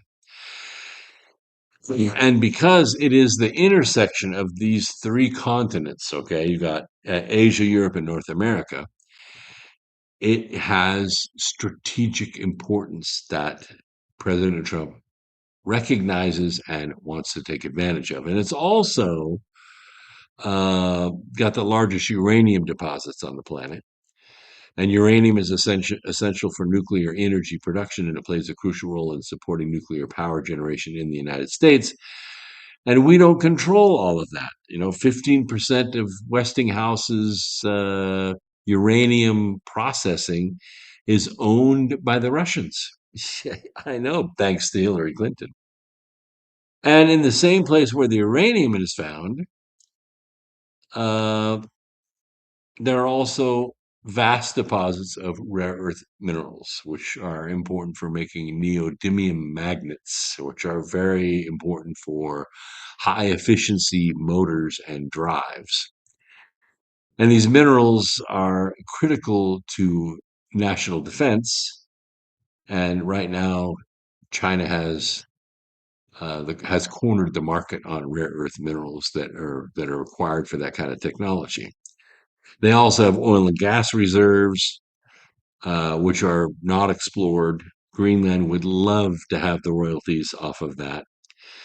The U.S. military presence in Greenland is one of great geostrategic importance due to its proximity to Russia. Military installations on the island are the cornerstone of the development of the next generation missile defense shield called the Golden Dome, as I described. And this month, Denmark launched Operation Arctic Endurance, which is a military drill in Greenland involving several other European countries, including France, Germany, and the United Kingdom. And I think about 40 people showed up, which is kind of a joke, Operation Arctic Endurance. But the European military exercise was unnecessary since the United States already holds a military base on the island in Thule. In 1951, the U.S. started the construction of the Thule Air Base. It has 15,000-foot runways. I talk about it in my book, Charm of Favor. One of the Air Force One airplanes lands in Thule, Greenland. In 2020, the United States changed the installation's name to Pituffik Space Base, reflecting the native designation for the region. The base's radar can detect and track ballistic threats, making it a sort of sentinel of the North. But it also, in addition to being an essential part of the Golden Dome, it also controls a large coast of the Northwest Passage. And the Northwest Passage is a place where big boats, oil tankers, barge ships, things like that can slide through the Northwest Passage most of the year and not have to go through the Panama Canal. So the issue is that we don't fully control that waterway. If we controlled Greenland and if we controlled the northern territories of Canada, which you don't even know their names, it's not important, but the northern territories of Canada also border the southern side of that Northwest Passage. If we controlled both sides of that, we would have world peace forever. The island's geopolitical relevance is disproportionate with respect to the global role of Denmark, a country of just 6 million inhabitants. As I told you, they only lasted 6 hours against the Nazis, so they're not going to be able to do anything to protect Greenland. There is no reason for Denmark to retain control of Greenland since it has failed to exploit its strategic mineral resources. It has not helped Greenland at all. It doesn't give them any resource, any support. And the people of Greenland are sick of it. They're sick of it. The United States has a vested interest in controlling an island that is an essential component of the multi-billion-dollar defense system, which will give North America and Greenland itself, by the way, enhanced security from the threats of other great powers. It's time for it to happen. Let's see. Yeah, that's right. Yeah, and that's a good point. And you have to have some place to send to send politicians when they get out of the way. Yeah, you're going to go serve you're going to be the ambassador to Greenland. All right. Let me just check these comments. They're kind of long. Give me a second here. Yes, most of the people live on the coast. The inland part of Greenland is very treacherous. Yeah, you are definitely be Nanook from the north if you lived in there. The only way to get around is snowmobile or dog sled. It's possible that they would base nuclear weapons there, but I don't think so. I think it would be very provocative to do that. I think if it was purely defensive, it would be seen as destabilizing, but it's not really destabilizing. But if you put ICBMs in Greenland, you have something that's provocative and destabilizing. So it's not something that I would recommend doing. So let's talk a little bit more about the Democrat fraud in Minnesota. We talked about what's going on with the nullification, but it's important because yesterday, the Department of Justice did something that I think is overdue, but it's still profound. And what they did is they issued subpoenas to 5 Democratic officials in Minnesota. And this is an attempt to take apart the nullification, yes. And it has yet to be seen whether they will respond to it. But obviously, Governor Tim Walz, Mayor Fry, Major Coley, Hare of St. Paul, let's see, 2 Minnesota prosecutors, Keith Ellison and the state attorney general, and Mary Moriarty, the Hennepin County attorney. These people are all culpable in the huge amount, $18 billion worth of fraud in Minnesota. I mean, it's a huge amount for such a tiny, inconsequential state.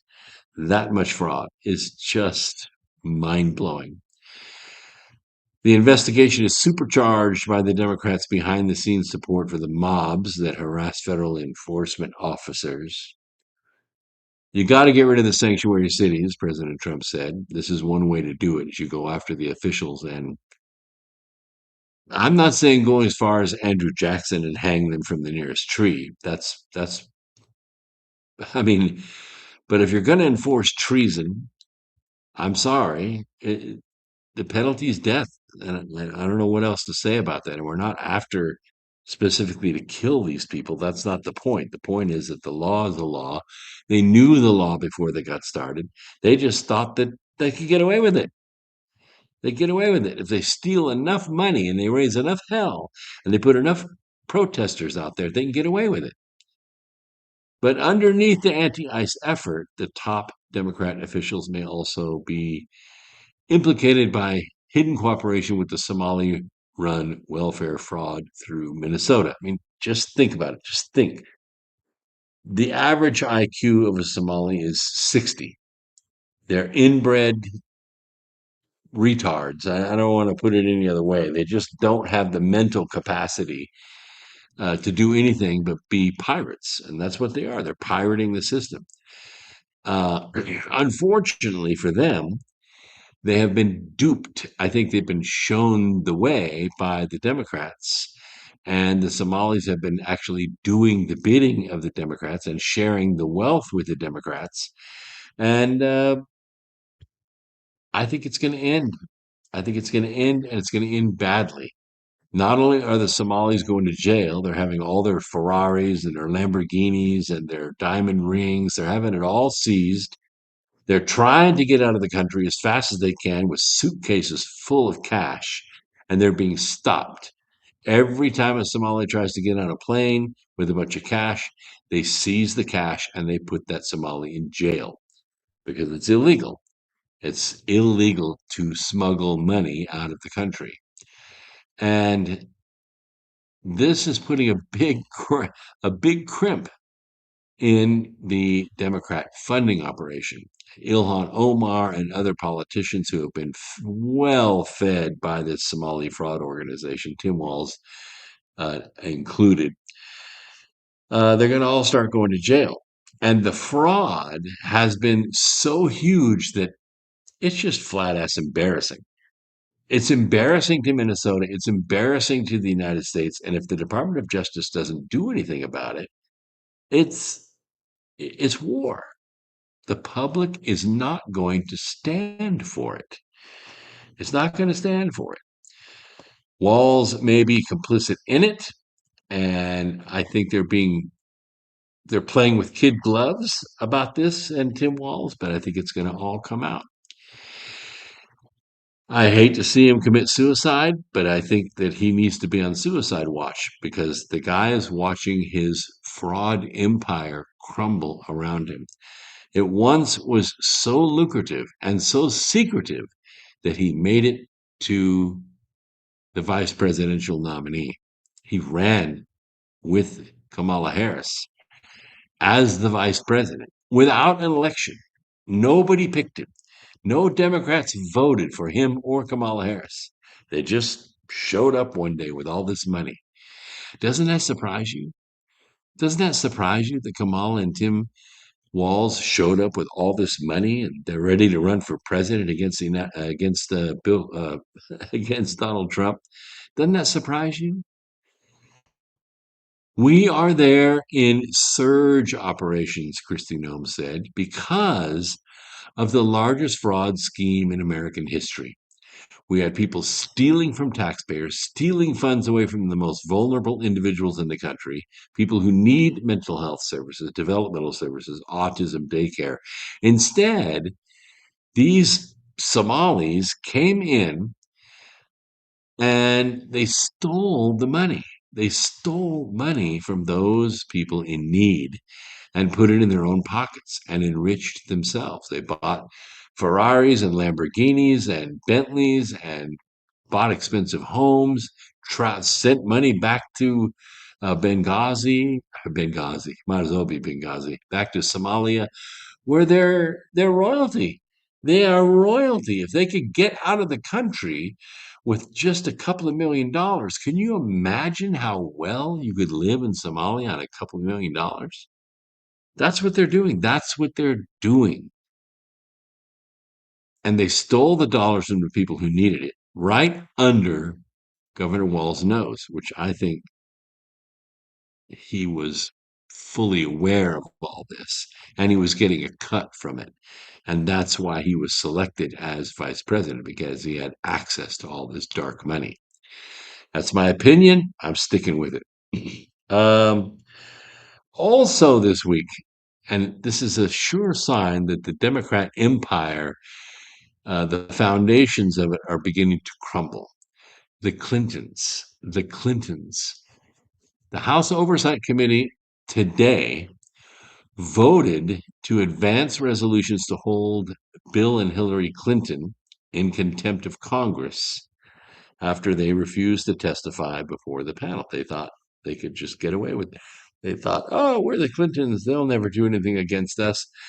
Go ahead and subpoena us. One of three things is going to happen. They're either not going to show up and they're going to be held in contempt of Congress, and I don't think anything will happen to them. Or they'll show up and take the fifth, or they'll show up and lie, in which case the foundations of hell begin to crumble. But the chamber voted separately on resolutions for Bill and then resolutions for Hillary. And the Bill Clinton vote was 34-8. And the Hillary Clinton was 28-15. The votes sent the resolutions to the entire chamber. And if the House approves the resolutions, which I think that it will, I don't think you're going to find any Republicans to vote in favor of Bill or Hillary Clinton.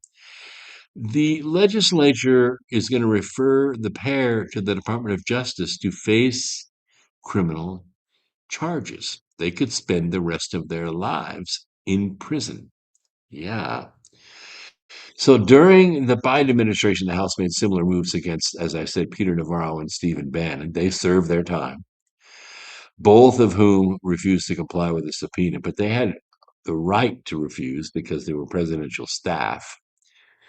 And they both went to prison for extended periods of time, and they did not break. It made them stronger. The oversight panel had summoned the Clintons to testify about their connections to the late Jeffrey Epstein amid deep frustrations with the DOJ's handling of the case, and both of them gave the court the finger and said, "We're not coming." Yeah. All right, let's lift it up just a little bit here at the end, and let's talk about the heart. It's kind of near and dear to me. I had a little bit of heart failure a couple months ago. I beat it. Everything's back to normal, if not better. But despite its importance, the heart is one of the few tissues in the human body that can't repair damage very well, or at least that's what's long been presumed. I tend to disagree with that. I think if you have heart failure, unless it's just all clogged shut, you can actually exercise the heart, and you can keep it from clogging by taking things like nattokinase and um, blood flow, and you can take True Niagen, and these things can actually help. Scientists in Australia have now caught heart muscle cells freely regenerating after a heart attack. Now, I didn't have a heart attack, so you don't have to worry about that. When something impedes blood flow, the lack of oxygen kills heart cells. The organ can patch itself up with scar tissue, but scar tissue doesn't work. Okay, it's not elastic, it's kind of fibrous, it doesn't beat with that electrical impulse, and it makes the heart less efficient. We call it the ejection ratio. A good healthy heart is somewhere around 50 to 55%. That's the ejection rate ratio. In other words, so much blood comes in, and then when the heart does its motion, which is kind of a peristaltic motion from the atrium to the ventricles and out you go, it's about 50 to 55%. If it drops below 40%, it is usually because of afibrillation, AFib it's called, where not all the heart's beating in the right direction. Okay, the heart beats, but the muscles are lots and lots of fibers and tissues in the heart, and they're all pulsing at different times, and then they kind of fight each other, and the ejection ratio drops down, which means you're not delivering oxygen in the body. You can breathe all you want, and nothing's happening, okay? It takes a long time to catch your breath. Now, this can be caused by lots of things, but the street level version of this is when you start taking on a lot of water and you begin holding water around the heart has to slush against this stuff, right? And it doesn't do very well. So what happens is the heart goes into AFib.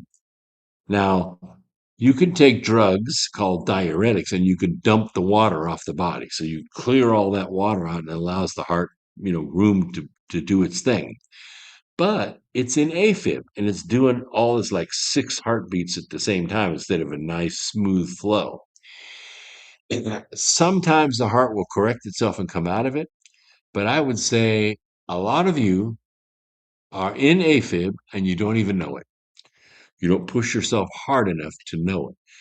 But somebody could listen to your heartbeat, and instead of boom, boom, boom, boom, boom, boom, you have bidda-boom-ba-doom, bidda-boom-ba-doom. You have all these different beats going on. Might be fine for you and your lifestyle. You may have adjusted your lifestyle to fit it. It could go on for a long, long time. So there are a couple of ways to get around this. One is they do what's called a cardioversion. Yeah, this is where they put the paddles on you and they basically do a Control-Alt-Delete of the heart. All those stray beats go away and the heart restarts and it's one beat. Boom, boom, boom, boom, boom, boom, like that. And now it's back to normal. But you got to have all the water gone and you got to keep gone. And now the tissues of the heart, if they have not been starved of oxygen, can begin to rebuild. If they've been starved of oxygen for too long, the cells die, and the heart has to build scar tissue over that dead area, and that's where you end up with a weak heart. So you got to be careful. If you've had heart attack, this applies to you. If you have AFib, you can get out of it and you can rebuild your heart. Mice seem to be lucky enough to have hearts that can regenerate, at least partly. Their cardiomyocytes, which are actually heart muscle cells, have been seen dividing again after a heart attack, but human heart cells aren't nearly so energetic or sprightly after an injury like that. Research shows that while the heart is left scarred after a heart attack, it produces new muscle cells which open up new possibilities. The idea is to stay away from the scarring. That's a enzyme that is released in the body, very, very telltale if you've had a heart attack. If that enzyme's there, you've had a heart attack. If you have a cold and it gets you down and then you end up with the cold in your arm, let's say, chances are you've had a heart attack or you're having one. There are a lot of symptoms. The point is, stay in shape. I'm 70 years old. I go into the gym every single day, and I'm working to get my heart back in tip-top condition. After the cardio version, everything's back to normal. Everything's back to normal. So stay away from the causes. Don't let the water build up on your body, and you'll be around for 90 or 100 years. All right, let's talk a little bit about the ocean. The ocean has waves in it, and of course, we see these waves crash against our shores all the time, and this is mostly driven by wind. But there are resonant waves in the ocean. They typically go parallel to the coasts, and they're called rogue waves. And this is where the waves that are happening at sea, the swells that are happening at sea, are usually up and down like this, up and down. If you've ever been at sea, you know exactly what I'm talking about. But what happens when the up hits a up? Well, when an up hits a up, it ends up stacking, and it's called a rogue wave. So in November of 2020, you might have heard about this in the news, but we didn't talk about it. A freak rogue wave appeared, and it lifted a buoy, which we have at sea. We have these at sea specifically for this reason. It was off the coast of British Columbia. It was pushed up 17.6 meters. That's almost 60 feet. A 60-foot wave at sea in deep water. A few weeks later, this wall of water was confirmed to be the most extreme rogue wave ever recorded. Such an extraordinary event is thought to happen only once every maybe 1,000 years, because it's sort of like a bunch of instruments coming into the orchestra room, and they say, okay, play whatever note you want. And so they do. And it's terrible. It's dissonant. Well, that's what happens in the sea. Everything going on in the sea is dissonant. It bumps into each other, cancels each other out. But what would happen if everybody walked into the room and they chose a note and they blew it, and it was a beautiful chord? A beautiful chord. Well, not only would that be very rare, but what you're talking about is resonance. You're talking about power being added upon that wave. So at the time, by the way, this was called the Draupner wave, it defied all previous models scientists had put together.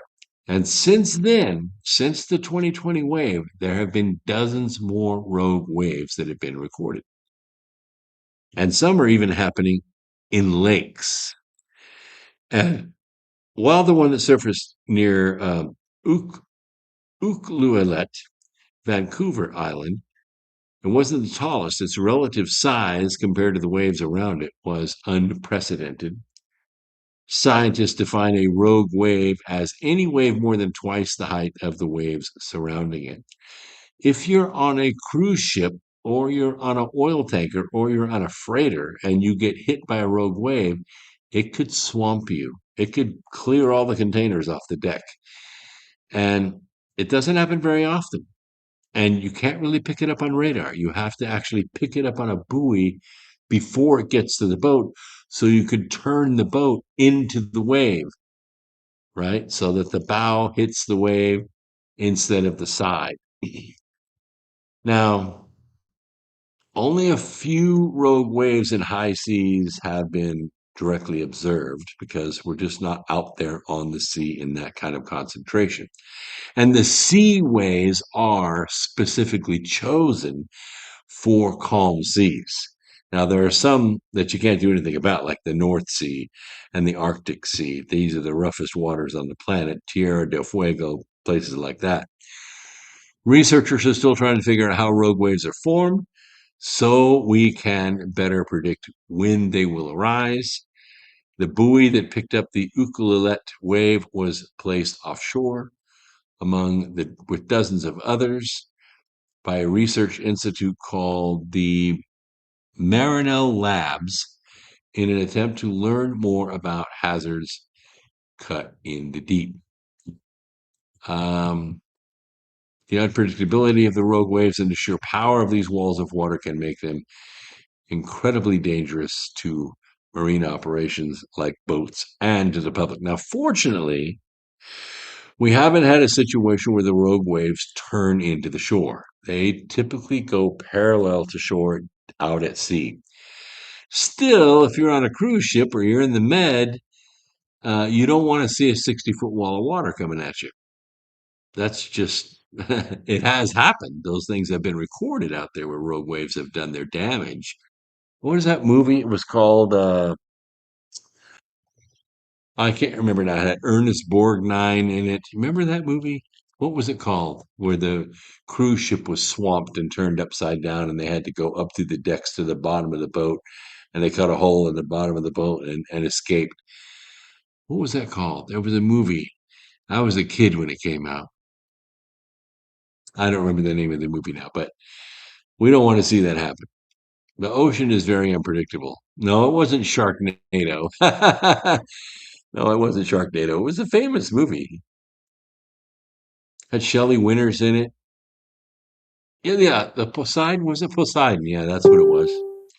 That was good. That's a good catch. I appreciate that. Who was it that came up with that? The Poseidon Adventure.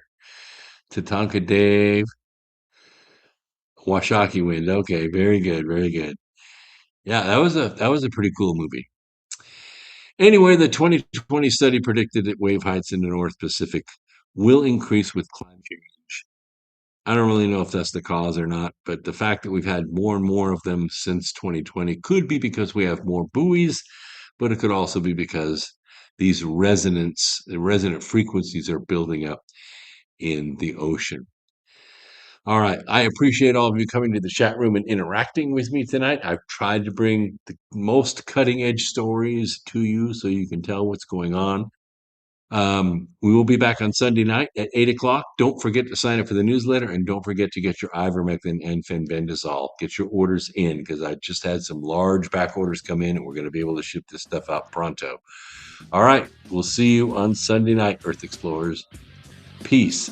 Go and do great things. Look for the good in others and help it to grow a little bit every day. And before long, we will save the planet.